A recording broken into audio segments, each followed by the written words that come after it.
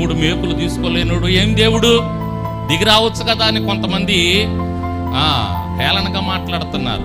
బుద్ధిహీనులు, బుద్ధి లేని వాళ్ళు మాట్లాడుతున్నారు అలా. ఎందుకంటే ఈ ప్రపంచాన్ని ఆయన ప్రేమించాడు కాబట్టి, ప్రతి మనిషిని ఆయన ప్రేమించాడు కాబట్టి ఆ 3 మేకుల మీద వేలాడాడు ఆయన. చివరి రక్తబొట్టు వరకు కార్చాడు. కొడతంటే కొట్టించుకున్నాడు, కొట్టండి, తిడతంటే తిట్టించుకున్నాడు, భూ అని ఉమ్ము ఊశారు, తుడుచుకున్నాడు. వీపుని నాగలి చాలవలే దున్నారు, అయినా భరించాడు. చివరి రక్తం వరకు కార్చాడు ఆయన.